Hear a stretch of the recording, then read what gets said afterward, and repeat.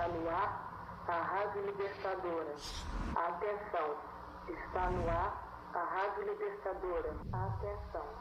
Temos presente em nossos estúdios. Atenção, atenção. Carlos Marighella.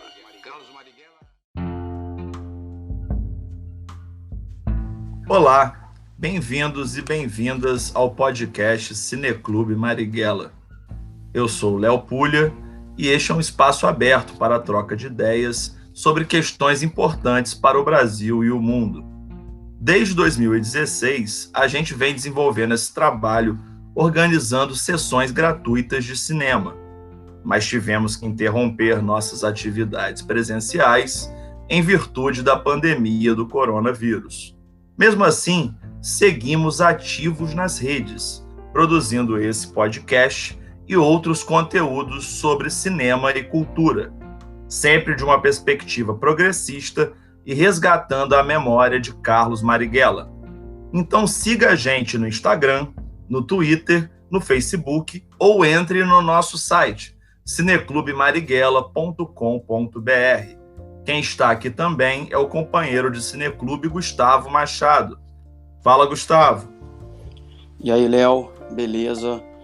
Desejar umas boas-vindas a todo mundo que está aqui com a gente agora nesse podcast. E hoje a gente tem um convidado especial, que é o Igor Gonçalves.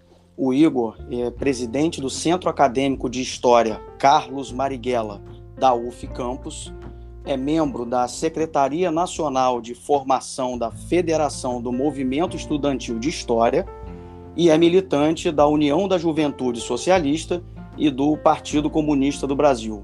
O Igor está presente como presidente do Centro Acadêmico de História, que leva o nome, assim como o nosso cineclube, do Carlos Marighella. Para a gente começar, eu gostaria de desejar as boas-vindas para você aqui no nosso podcast. E para a gente começar o nosso papo, queria introduzir o assunto da regulamentação da profissão de historiador, que foi um assunto um pouco polêmico e debatido recentemente, tem sido debatido nos últimos tempos. Então, queria te dar as boas-vindas e te convidar para a gente começar o nosso podcast tratando desse tema. Olá, galera. Eu fico muito grato aqui de ter sido convidado por vocês aí do Cine Marighella. É uma honra estar sempre discutindo aqui, apresentando um pouquinho da perspectiva do movimento estudantil de história. Então, acredito que vai ser um bom espaço e é isso.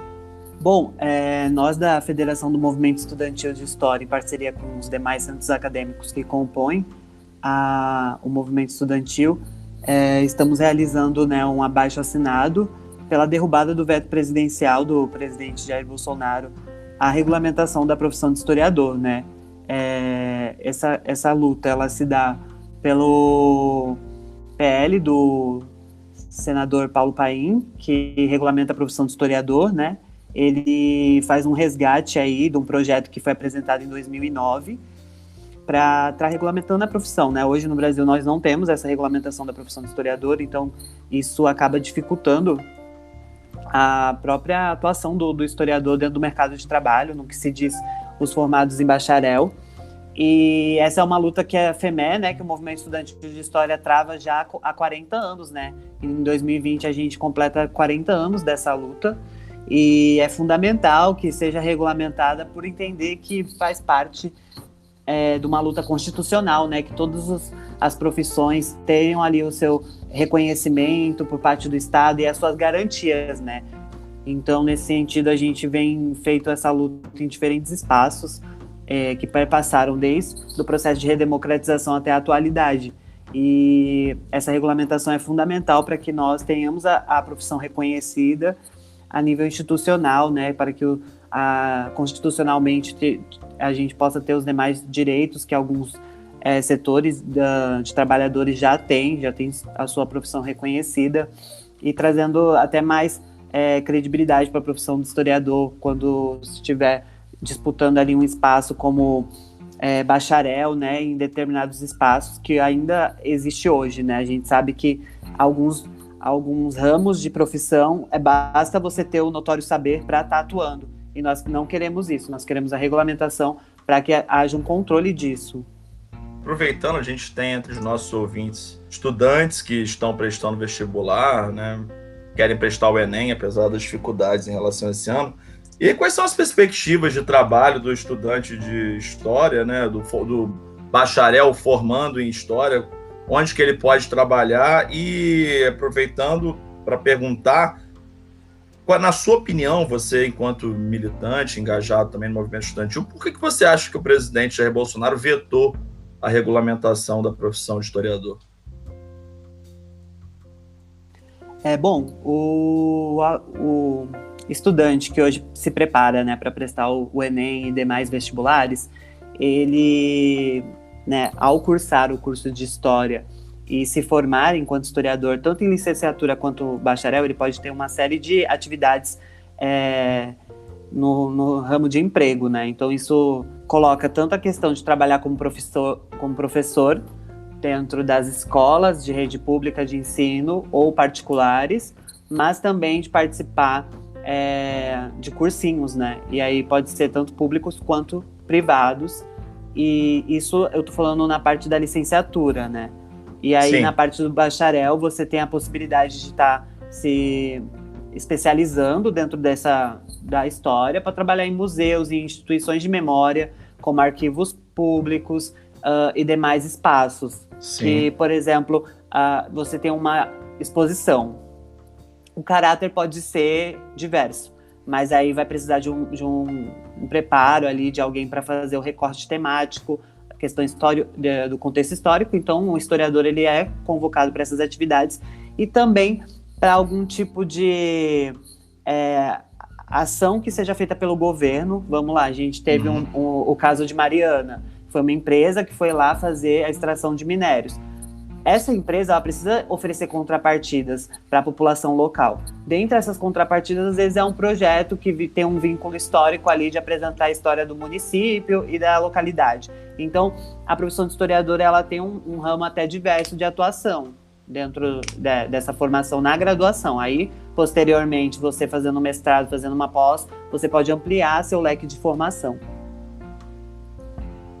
Sim, em relação a por que você acha que o presidente da República vetou a regulamentação da profissão de historiador, como é que você interpreta isso?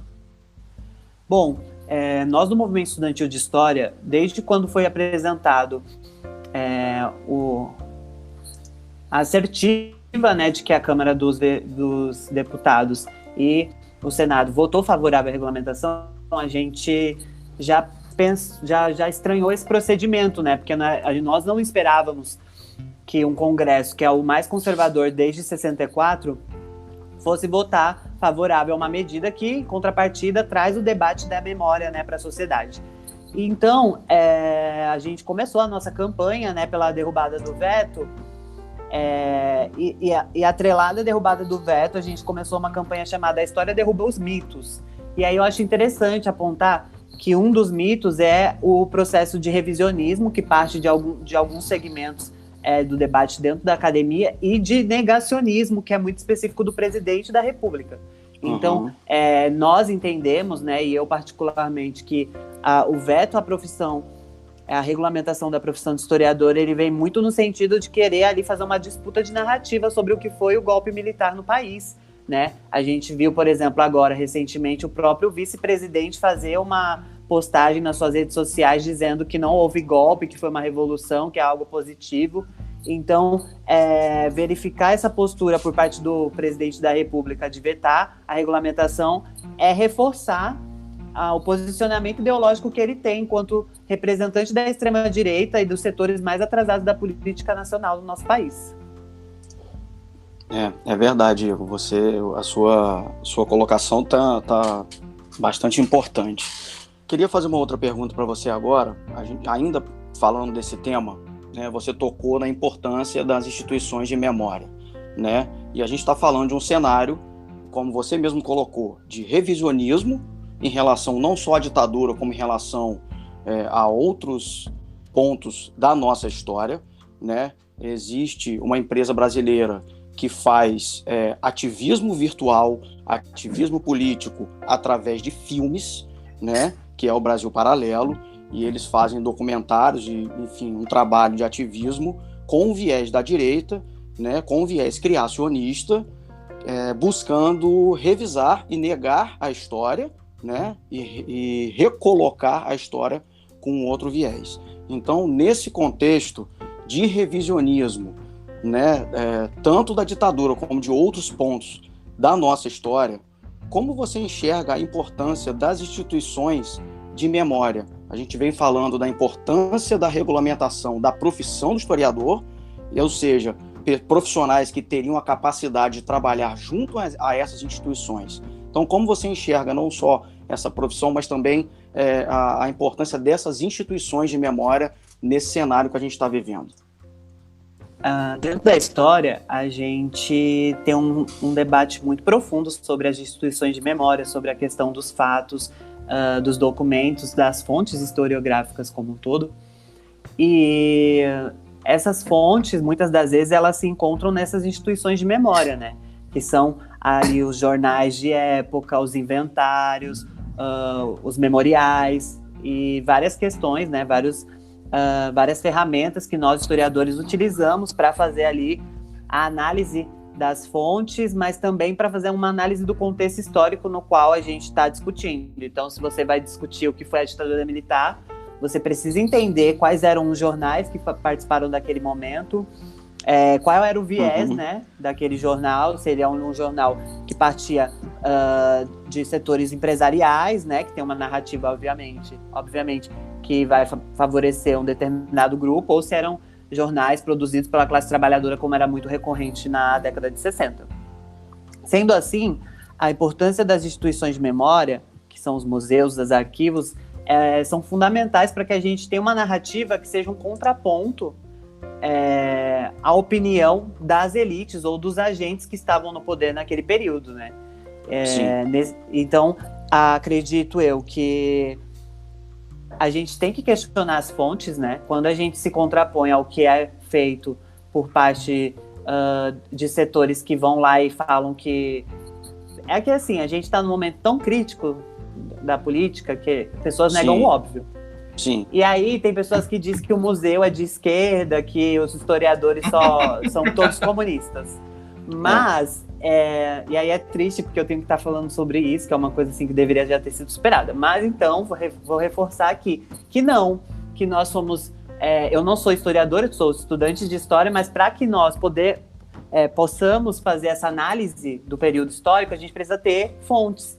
E aí as instituições são fundamentais, né? A gente tem em Campos, por exemplo, documentos que datam do século XVII, né?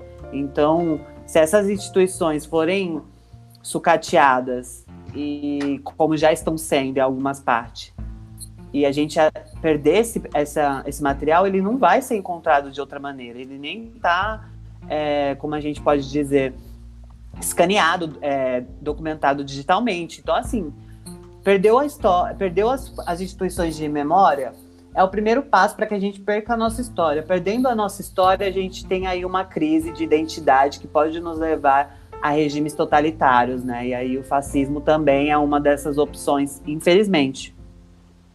Pois é, infelizmente. E Campos tem uma história muito rica, uma história muito importante, né? A gente tem equipamentos de preservação dessa memória aqui na nossa cidade, que são equipamentos relevantes, importantes, que vêm fazendo um trabalho importante. Com certeza, esses equipamentos, que são o Museu, né, Histórico da cidade e o Arquivo Municipal, servem de fonte, não só para você como estudante, para os estudantes em geral, mas também para todos aqueles que precisam fazer alguma pesquisa sobre a história da nossa cidade, né, da nossa região. Então, buscar, negar e colocar esses equipamentos, essas instituições como inimigas, torna ainda mais difícil o processo, né, de condução da cultura na cidade, de condução da história da nossa cidade, e também, como você mesmo colocou, da possível ascensão, como a gente está enxergando, de regimes mais totalitários, mais fascistas, né, e o que a gente não quer justamente, eu acho que a luta de vocês e a luta de todos aqueles que compreendem a importância desses equipamentos, né, e da real história que a gente não pode negar, né? É muito importante a gente tentar lutar contra essa negação e essa tentativa de revisão da história. Eu queria trazer até um dado, né, que eu acho que pode colaborar aqui para a nossa discussão, que o Arquivo Público de Campos está entre os 5 melhores do país, né? Esse reconhecimento foi feito pela CONAC, né, que é a Câmara Setorial de Paleografia e Diplomática, vinculada ao Conselho Nacional de Arquivos. Então, a gente tem um dado aí que apresenta a relevância do Arquivo Público de Campos, né? Com Arquivo certeza. Municipal. E saber que hoje essa instituição está prejudicada, né, por conta do decreto feito pela Prefeitura de Campos, isso é muito ruim, né? Porque eu acredito que sair desse cenário de crise pelo qual o país está passando perpassa muito pela valorização da memória, não só nacional, mas quanto regional, né? Lembrar que o Partido Comunista do Brasil já teve uma atuação muito forte em Campos, em outros momentos da história, que movimentos dos trabalhadores, movimento das mulheres, sempre foi uma referência na cidade, né? Então, a gente precisa estar sempre relembrando tudo isso para que a gente não perca, né, essa referência aí, que é o que faz a gente se sentir parte, por exemplo, da história. Eu, por exemplo, vou citar um exemplo. Como é que você vai dizer que você é campista, mas você não reconhece ali as figuras da sua cidade, pessoas que participaram da história e foram importantes para a sua localidade? Exatamente. Ou até colocar essas pessoas de uma outra forma, né? Como talvez não foi o real acontecimento, né? O real fato. Introduzindo esse tema, você trouxe aqui a questão do arquivo, né? Importantíssimo essa colocação que você trouxe para mostrar para quem não conhece o arquivo, né? Enfim, é importante a gente falar um pouco sobre isso.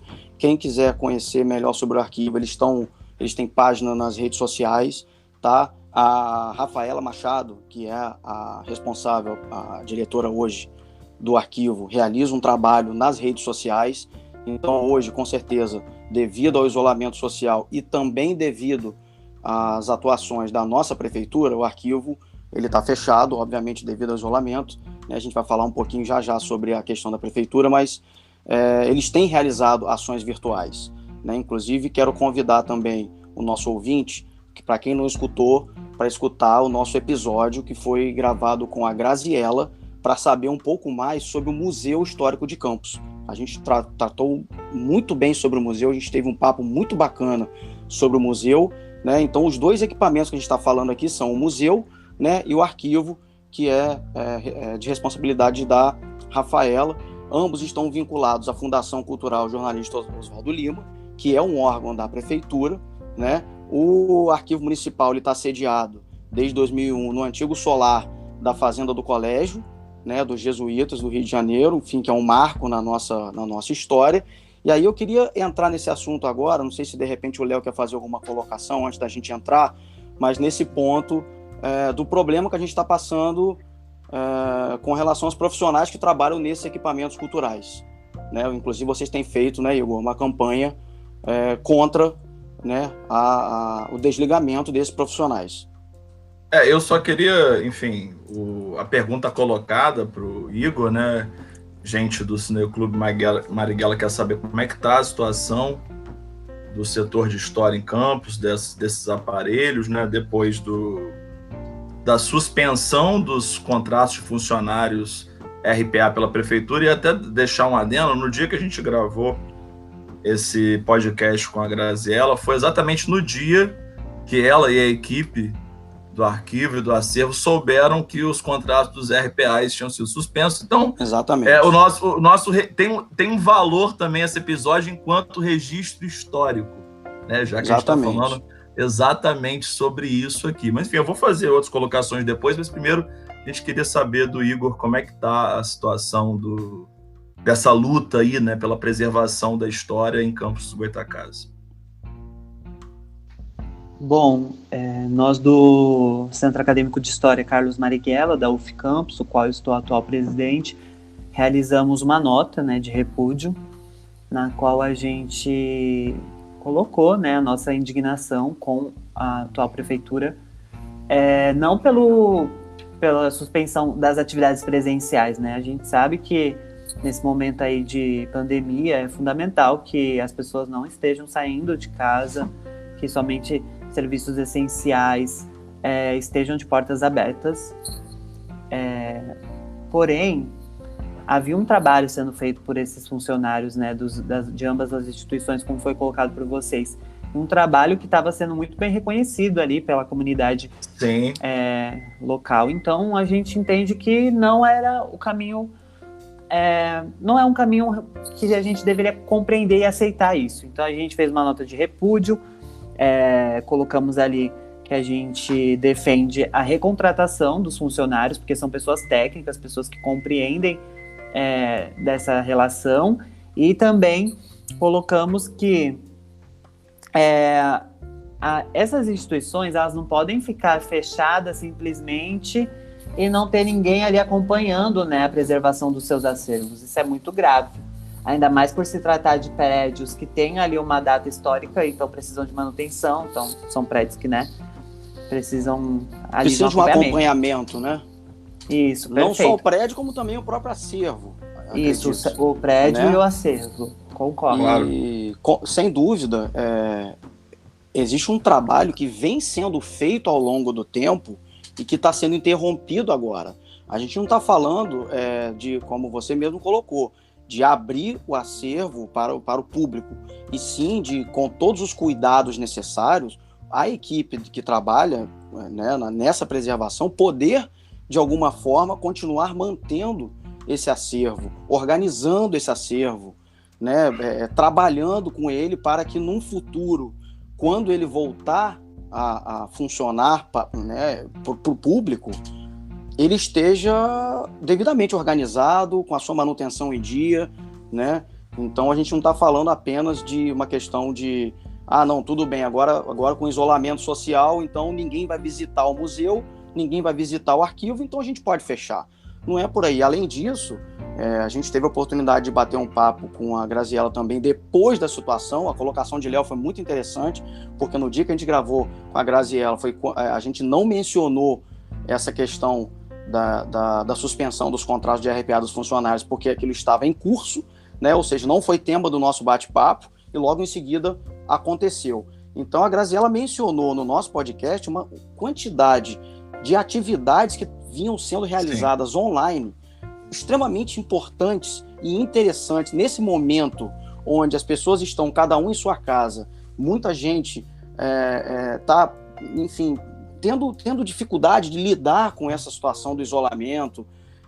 A cultura passa a ser primordial nesse momento, e a história também passa a ser primordial nesse momento, na medida em que essas pessoas podem acessar essas informações de maneira virtual.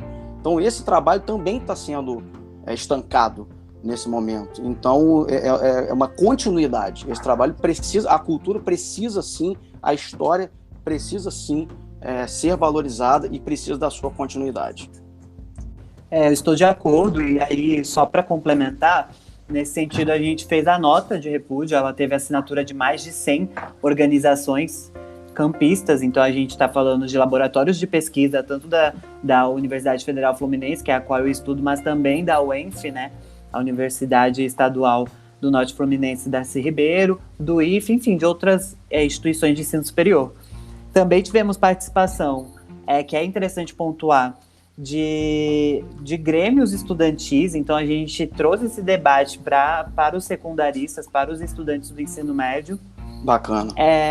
Também outras organizações a nível nacional se posicionaram sobre, né, a própria AMPU emitiu uma nota defendendo a manutenção do arquivo, né, dos seus funcionários ali, e contrária à suspensão desses contratos e das atividades por parte da Prefeitura Municipal.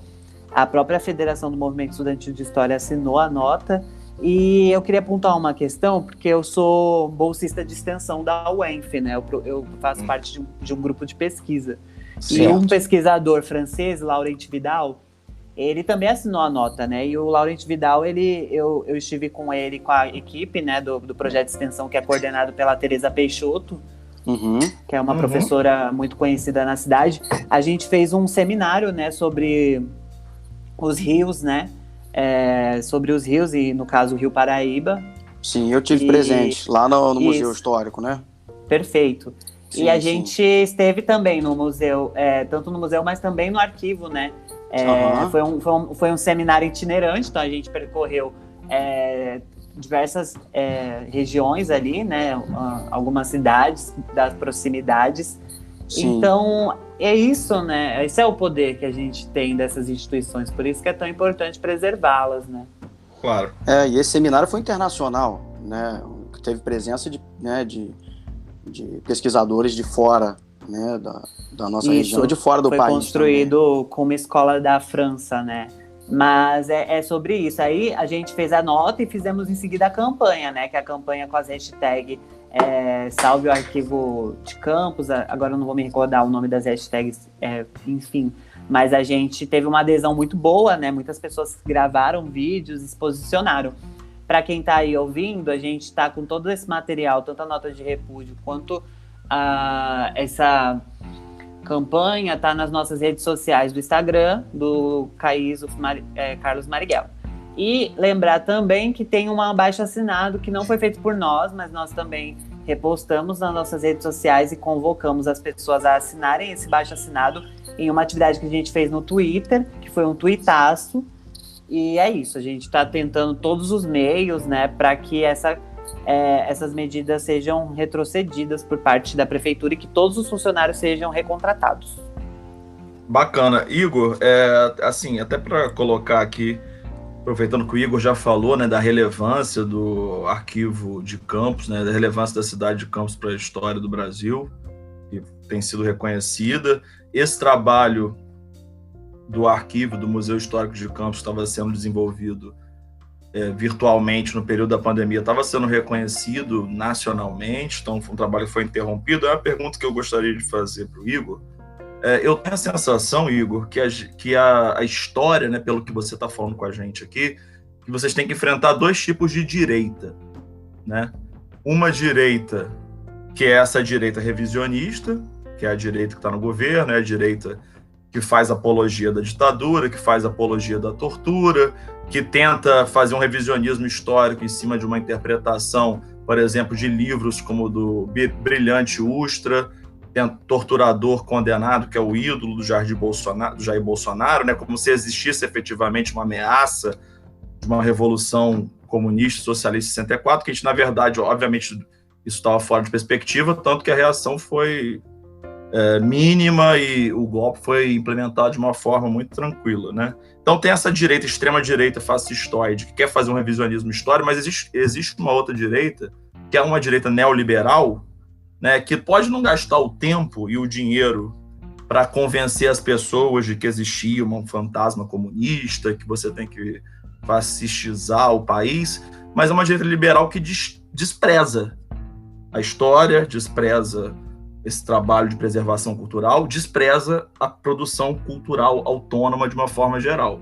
E isso, obviamente, que a gente vive um cenário econômico muito difícil com a pandemia, né, em relação à queda da arrecadação da cidade de Campos, mas isso não vem de agora. O Palácio da Cultura está fechado esse mandato inteiro, e além de estar fechado e não abriram o palácio, o projeto que tem é um projeto que não respeita o projeto arquitetônico original, que é um projeto premiado, e aí o que querem fazer com o palácio é deixar de ser um espaço, o Palácio da Cultura, como o nome diz, para virar um espaço de empreendedorismo, de sei lá o quê, né, dentro dessa visão de mundo de playboys neoliberais provincianos. Aí eu queria saber se você tem essa visão também, se existem duas direitas que ameaçam o trabalho dos historiadores, essa direita fascistoide revisionista e essa direita neoliberal que mina o trabalho da preservação cultural e histórica de uma outra maneira.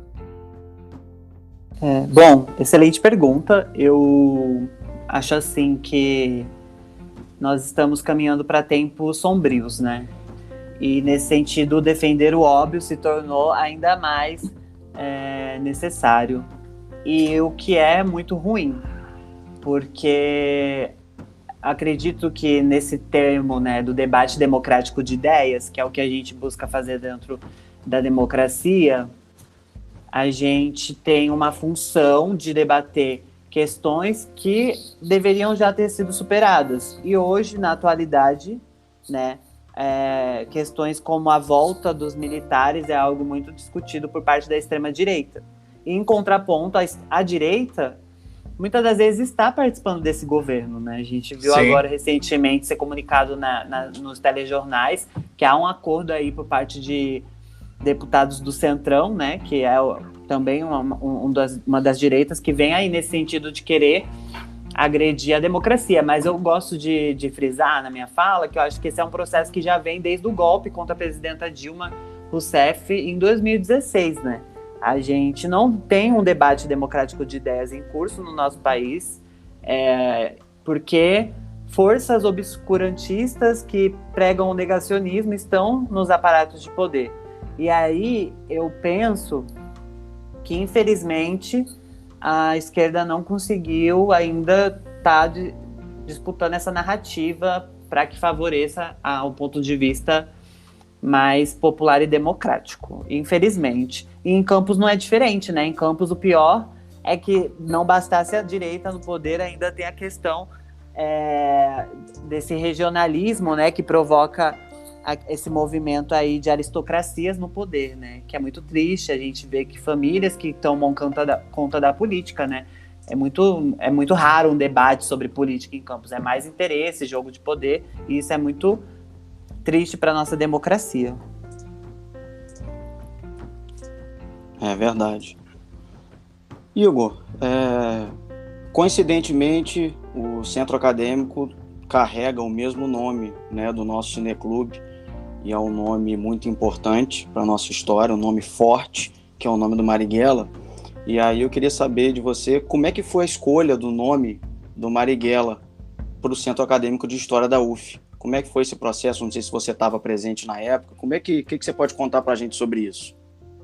Bom, então, nessa questão eu vou ficar devendo um pouco, porque eu não estava na época, né? Eu acho que surge em 2009 para 2010, por aí. Uhum. Eu não sei, eu já procurei, eu sempre estou conversando com os meus veteranos, né? Que a gente costuma dizer. Uhum. Então, eu tô sempre falando com a galera da antiga, com os primeiros participantes do Centro Acadêmico, mas eu não consegui essa informação, por incrível que pareça, eu perguntei. O Centro Acadêmico está na ativa desde 2009? Então, tem um processo, né, de criação, 2009 e tudo mais. Acho que é em 2011 que a gente se institucionaliza, né? Mas há um processo aí de criação que vai há um tempo já. Que era um período em que você ainda não estava na universidade. Não estava, né? Então tem uma galera mais antiga, mais anterior, isso, que cuidou perfeito. Desse processo. Entendi. Bom, de uma forma ou de outra... porque é só interessante pontuar que a gente surge por volta de 2009, 2010, porque é quando é implementado, né, os cursos de expansão do Reúne na UF, né? Aham, sim. Então é por isso dessa data aí. Sim, claro, com certeza. Mas independente, enfim, dessa resposta, na verdade, né, você não tem aqui uma resposta exata sobre o motivo, enfim, os caminhos pelos quais as pessoas escolheram, mas a gente sabe da importância do nome do Carlos Marighella, né, Léo?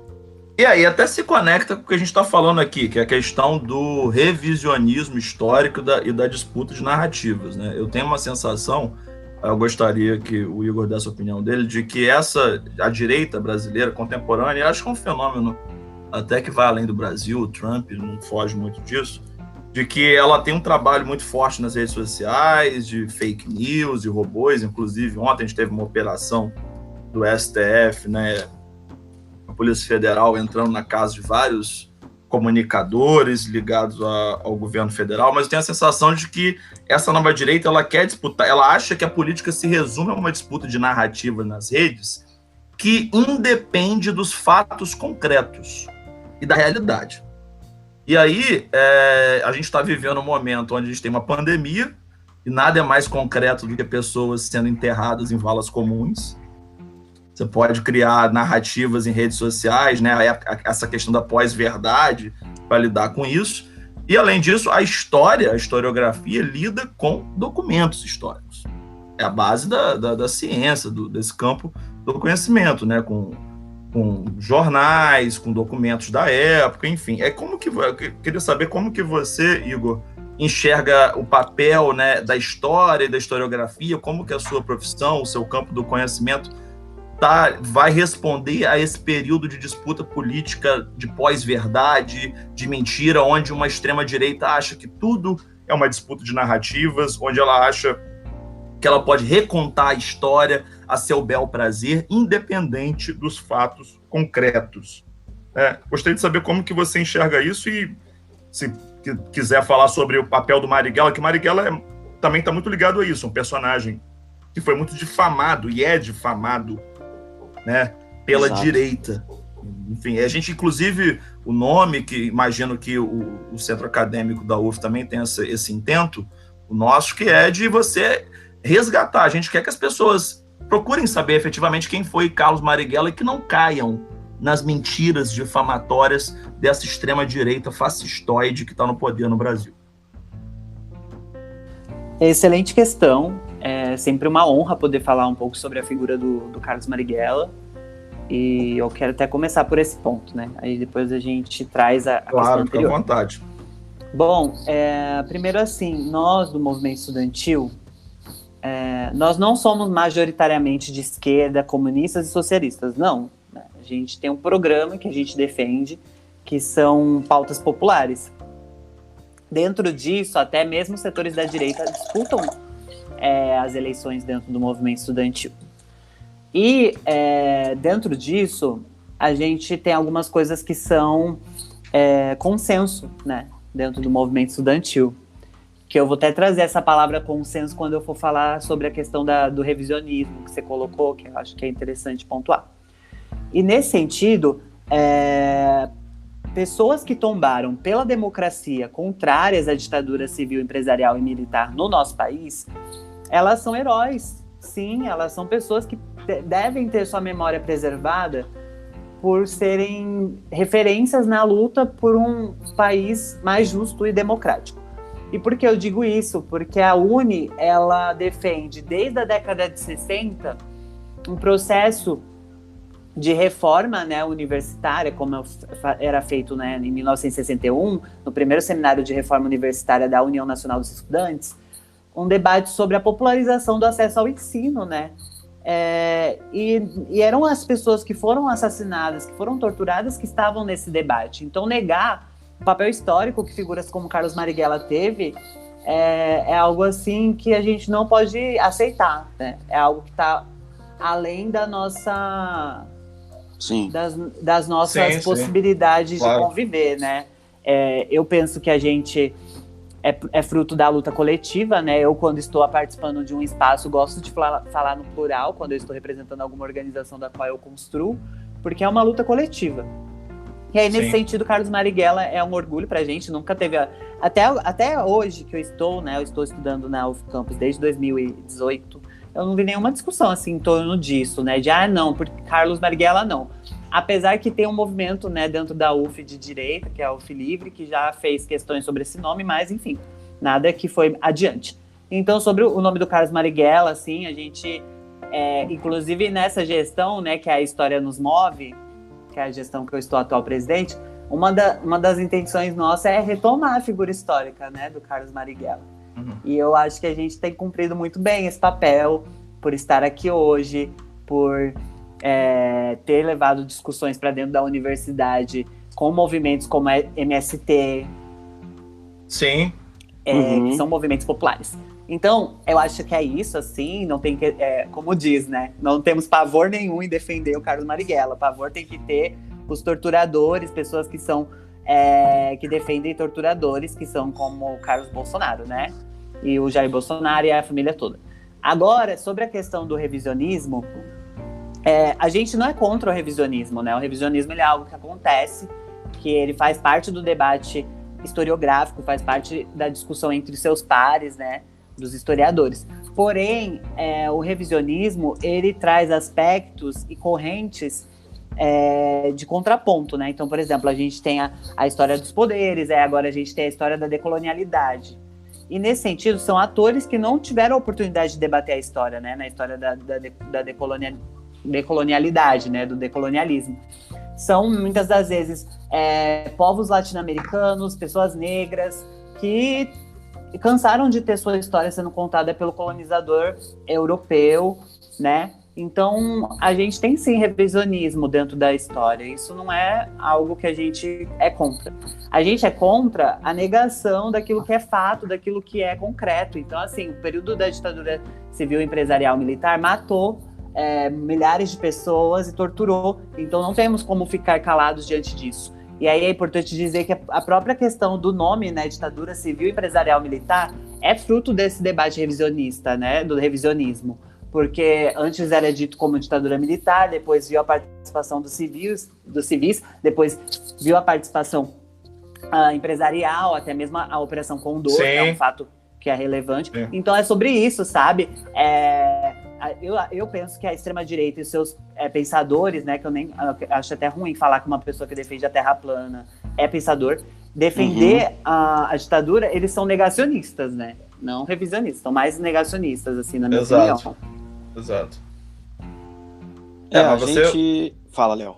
Não, fala. Pode falar, Gustavo. Eu ia fazer um comentário que tem a ver com isso que a gente está falando aqui, que antes de surgir a pandemia, a gente estava em contato, né, com o centro acadêmico para buscar uma parceria para fazer uma exibição de um debate, né, junto com o Centro Acadêmico de História, e a nossa ideia, a gente iria fazer em abril, a ideia era fazer na semana do 1º de abril, data do golpe de 64, e a gente iria exibir o filme do Jango, do Silvio Tendler. Teria total sinergia com a data e teria total sinergia com isso que a gente está falando aqui. Uma pena que logo em seguida, enfim, infelizmente, para tudo, né, toda a nossa vida, surgiu essa pandemia que nos atrapalhou, mas seria uma excelente discussão, um excelente momento para a gente tratar justamente desse negacionismo.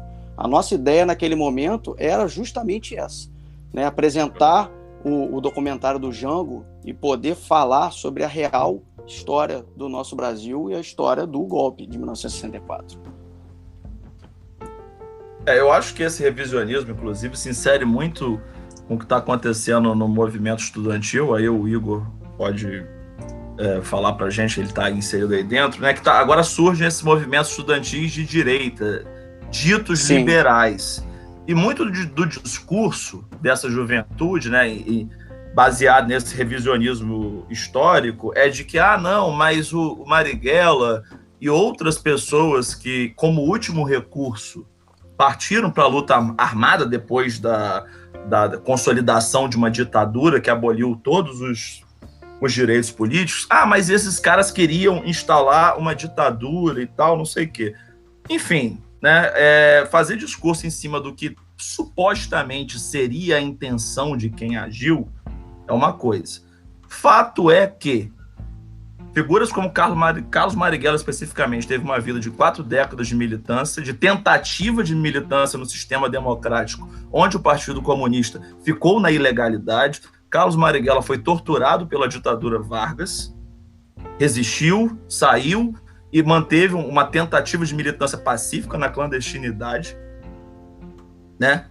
E esses mesmos liberais, ditos liberais, que tentam fazer esse revisionismo e desqualificar quem efetivamente pegou em armas e morreu e se sacrificou contra a ditadura, defendem grupos empresariais, né, e organizações de propaganda ideológica liberal e pró-mercado radical que, via IPES e BAD, financiaram o golpe de 64, que pela Operação Oban, Operação Bandeirantes, né, que deu origem ao aparelho de tortura da ditadura, foi financiado por esses mesmos grupos empresariais e que depois que a ditadura começou a cair por impopularidade e pelo um quadro de crise econômica nos anos 80, se reorganizaram e tentaram se reinventar. Mas essa galera de UF livre, esse movimento, essa tentativa de renovação de uma direita democrática, não tem o que falar, né? E não é à toa que eles foram às ruas em 2016 no golpe, do lado das mesmas pessoas, com os mesmos cartazes de 64, vai para Cuba, não sei o quê, com o mesmo discurso da paranoia anticomunista, tá? Para implementar uma pauta elitista e autoritária, e que a gente está vendo aí o que está acontecendo com o Brasil. Não sei o que você acha, Igor. Não, é isso mesmo aí, Léo. É importantíssimo o que você colocou. O meu primeiro contato com a militância foi em 2009, numa apresentação no Teatro Municipal daqui da cidade que eu nasci, né, que eu tô passando a quarentena, que é em Osasco, São Paulo.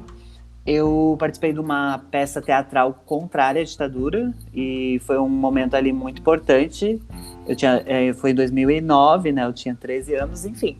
E em outros momentos, né, que aí posteriormente a isso, já em 2014, que eu me organizo politicamente, em 2015 teve uma situação aqui na minha cidade de uma chacina, que a gente fez uma manifestação de repúdio. Foi no dia que eu fui eleito presidente do movimento estudantil da cidade, da União dos Estudantes de Osasco, em 2015, no dia 11 de agosto de 2015.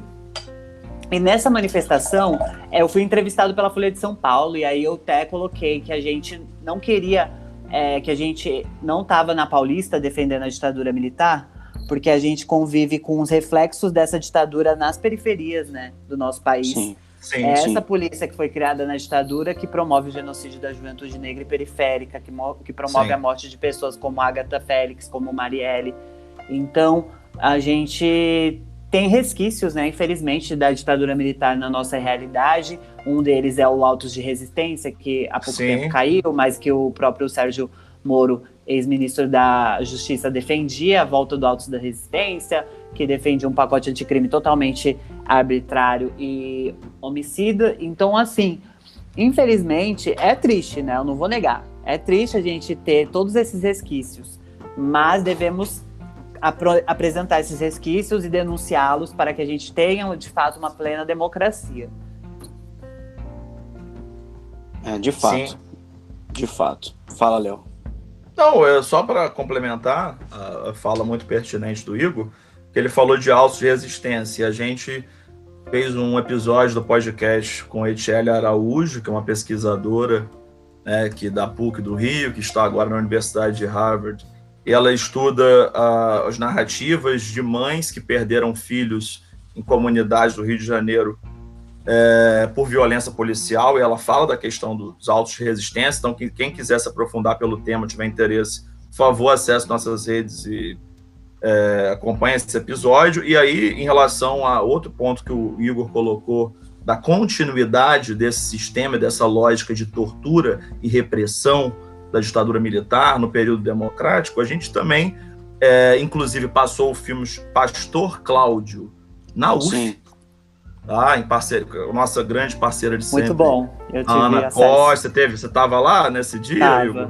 Tava. Pois foi um em dia. Todas também, né? Pois tá em todas, né? Isso aí.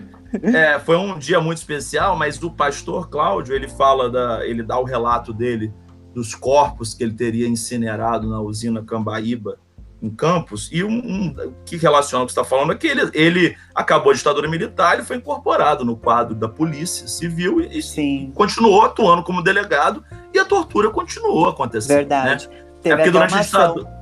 Isso, fala aí. Não, pode teve falar. Uma ação da professora Luciane da UENF, que ela foi no local, né, que teve esses... que ele citou, que foi as torturas, né? E quando chegou lá, tinham capangas que estavam descaracterizando o local, né? Então, a gente tem resquícios de memória e a gente tem resquícios de totalitarismo, né? Porque foram pontuações posterior, né, ao período da ditadura, esse relato dele, né? E que é muito triste, porque a gente tem que lembrar que, infelizmente, o processo de redemocratização do nosso país, ele anistiou não só as pessoas que foram torturadas, mas também os torturadores. E não teve muita contrapartida, né? Uma das pautas da FEME que a gente debate é a questão da abertura dos arquivos da ditadura, né? A gente, em 2012, fez um tribunal popular sobre os crimes cometidos pela ditadura militar, a FEME. Então, assim, pautas que são fundamentais de serem colocadas. E lembrar também que quando a Dilma instaurou a Comissão Nacional da Verdade, setores do Exército Brasileiro se colocaram contra. Então, isso que a gente está vivendo hoje tem muito dos bastidores de ontem. E se a gente não falar sobre esses assuntos de forma democrática, como vocês fazem, né, no podcast, através dos filmes que são exibidos de forma gratuita, a gente não vai ter essa plena democracia que você citou, Léo. Então, é muito bom assim, a gente poder falar sobre isso e estar trazendo essas questões para a discussão. Sim. Igor, eu vou mudar um pouquinho o tema aqui, para a gente já começar a se encaminhar para o final. Existe um grande debate em torno da implementação de aulas remotas e do ensino à distância nas universidades públicas, né? Eu, como aluno da pós-graduação da UF, tenho acompanhado, mas você, como da graduação também, eu sei que vocês estão acompanhando. E aí eu queria que você comentasse como é que está a situação da UF e como que o centro acadêmico enxerga essa situação, como você acha que as coisas vão acontecer, enfim, porque acho que é um debate que está um pouco urgente, as coisas estão acontecendo muito rapidamente, né? E a gente precisa saber como é que vai ficar a situação dos alunos, se isso vai acontecer ou se não vai. O que você tem a dizer sobre esse tema? Bom, esse tema tem sido o motivo das minhas noites em claro, né? Eu estou atual conselheiro universitário da UF, né? Pelos estudantes. E ontem a gente teve uma reunião do CUV, né, uma reunião extraordinária, e essa foi uma das pautas. Bom, no CUV foi uma pauta que não teve deliberações, né, foi uma pauta consultiva, né, não de encaminhamento. Uhum. Porém, a gente teve um conselho de CEAs e DAs, que foi recentemente, no qual todos os centros acadêmicos e diretórios acadêmicos se reuniram com o DCE Fernando Santa Cruz, que é o DCE da UF, que leva o nome de um torturado, né, pela ditadura, que é o Fernando Santa Cruz. Sim. E a gente debateu lá o ensino remoto, porém, o que eu queria colocar? A reitoria da universidade apresentou uma minuta na semana passada que defendia o ensino remoto para 75%, para os alunos que já concluíram 75% da graduação. Esses alunos que concluíram 75% da graduação, eles poderiam concluir a graduação a partir de ensino remoto. Beleza.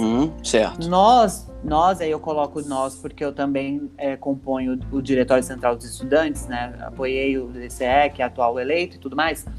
A gente já se reuniu posterior a essa minuta para debater os problemas dessa minuta. Por quê? Porque não trazia contrapartidas, não trazia, por exemplo, quem poderia concluir? 75%, quem já tivesse 75% do currículo.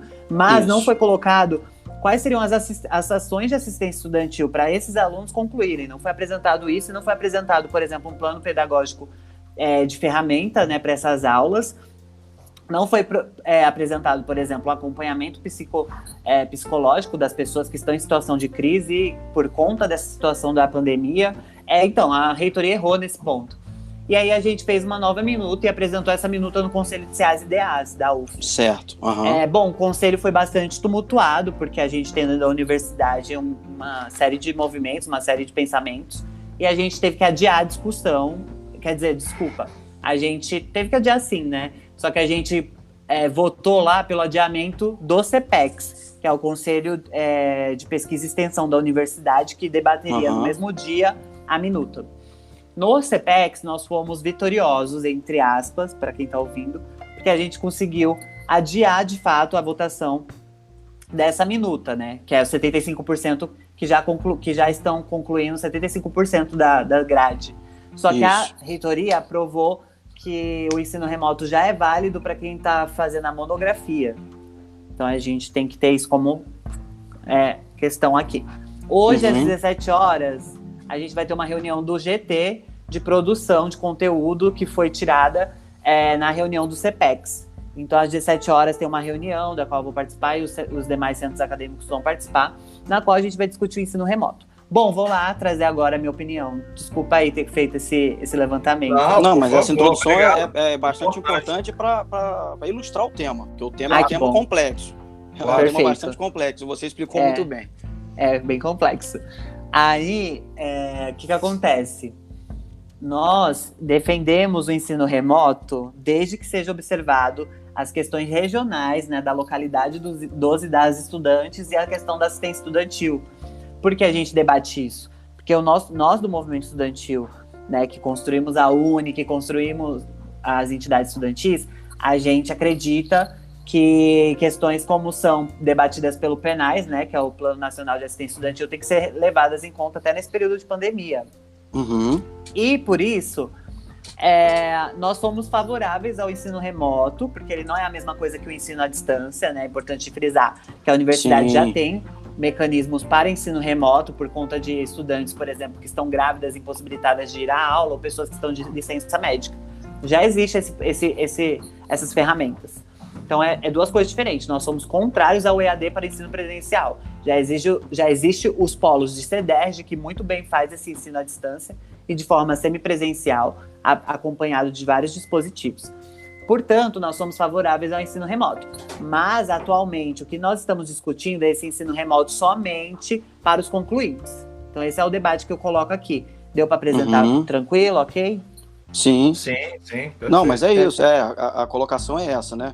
Quem hoje está na metade do curso, no início do curso, enfim, quem não está realmente concluindo o curso, tem um caminho pela frente. Existe uma excelência no ensino dentro de sala de aula, que ela não pode ser simplesmente substituída, enfiada, né, com ela abaixo dos alunos e dos próprios professores. Você mencionou o ponto de vista dos estudantes, mas é importante também mencionar o lado dos professores, que até o momento, né, Léo é um professor e está aqui tendo que se desdobrar para trabalhar com ensino à distância. Os professores vinham até o momento trabalhando com ensino presencial e, de repente, se deparam com a necessidade e a urgência de ter que realizar ensino à distância. Existe uma preparação especial, como você mesmo colocou, Igor. Aula remota é diferente de ensino à distância, existe uma pedagogia, existe uma metodologia, e a gente acredita, eu também como aluno, também acredito que transformar uma aula de excelência que a gente tem na universidade pública presencial por uma aula virtual, talvez não seja o melhor caminho, e a gente não quer de maneira nenhuma que isso vire o novo normal. Isso eu acho que é um ponto muito importante de se colocar. Por mais que a gente tenha que discutir, seja importante, relevante, discutir, debater que ferramentas, que caminhos podem ser tomados para a gente conseguir seguir adiante nesse momento de pandemia, né? A gente não elimina a possibilidade realmente de algum tipo de ferramenta, como você colocou, mas isso não pode ser substituído, não pode virar um novo normal.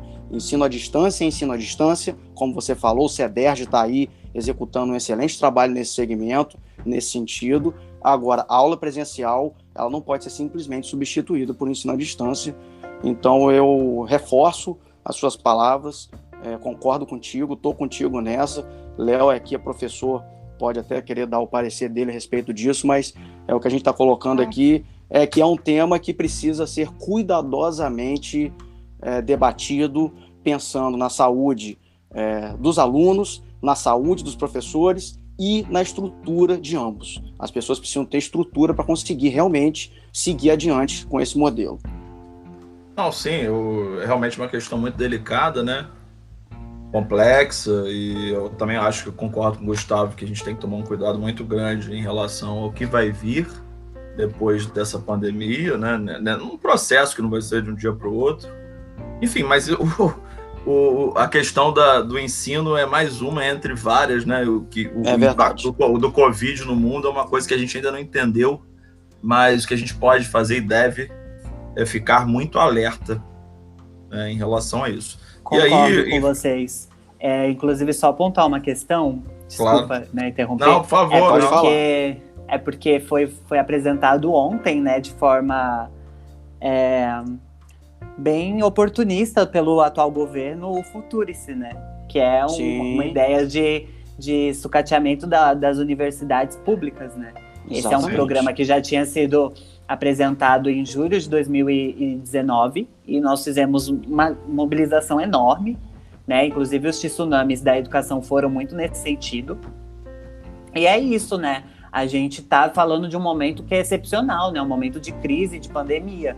A gente não defende o ensino EAD para cursos presenciais e eu posso falar isso várias vezes seguidas, né? Quanto for necessário, porque a gente entende que a universidade tem que ser socialmente referenciada, cumprir seu tripé pesquisa, ensino e extensão. Então, é fundamental, né, que a gente coloque isso sempre. Não, com certeza, Igor. Nosso tempo, que a gente está bastante tempo conversando, gostaria a gente ficasse mais. Foi um prazer muito grande para mim e para o Gustavo trocar essa ideia com você aqui. Com certeza. Dar parabéns pelo trabalho que você vem desenvolvendo no centro acadêmico, né? Essa garra aí que você tem mostrado no movimento estudantil pela defesa dos estudantes, da categoria, dos profissionais de história, nesse momento tão difícil que a gente tem vivendo. Agradecer pela sua presença, dar parabéns pelo seu trabalho e encerrar o nosso papo aqui, como a gente sempre faz, né? Apesar de a gente não estar conseguindo realizar as nossas sessões de cinema, mas a gente não deixa de ser um cineclube, então a gente gostaria, Igor, de pedir para você para recomendar algum filme para as nossas ouvintes e os nossos ouvintes que estão em casa nessa quarentena. Bom, primeiro eu que agradeço o espaço, assim, foi uma conversa muito boa, bastante produtiva. Para mim é sempre um prazer falar sobre assuntos dessa questão, né, que é o debate de ideias, né, a gente debater de forma livre, plural, questões relacionadas à política, cultura e ao nosso país. Bom, eu indico então o filme Oswaldão, que é um filme que fala sobre a história de um guerrilheiro, né, que lutou contra a ditadura militar no Araguaia, né? Inclusive nós da UJS, a gente canta uma palavra de ordem que é tarda, tarda, tarda, mas não falha, que está presente a juventude do Araguaia. E esse filme ele foi produzido pela Ana Pena. Então é bem legal, assim, eu acho que vocês vão gostar. É isso, muito obrigado, gente. Muito obrigado mesmo. Muito boa essa dica, a gente vai colocar ela no serviço aqui do nosso podcast. Quero também deixar registrado aqui o meu muito obrigado pela sua presença. A gente falou sobre coisas muito bacanas, muito legais, muito complicadas, muito difíceis, muito complexas, mas o papo foi muito bom. Quero agradecer a sua presença e dizer que a gente está junto nessa luta. O Cineclube Marighella está do lado dos estudantes, está do lado dos professores, está do lado daqueles que lutam por uma história sendo contada da maneira certa, né, e por uma história sendo valorizada, tá certo? Então deixar aqui mais uma vez o meu muito obrigado, um abraço para você, mandar um salve para todo mundo do Centro Acadêmico de História e Marighella vive. Um salve para a galera que está assistindo aí também, gente, valeu. Muito obrigado, Igor, e Marighella vive.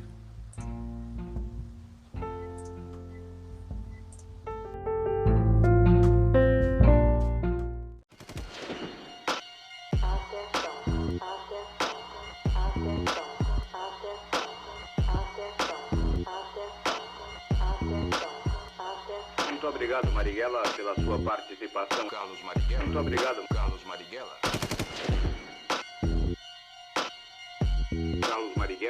Carlos Marighella.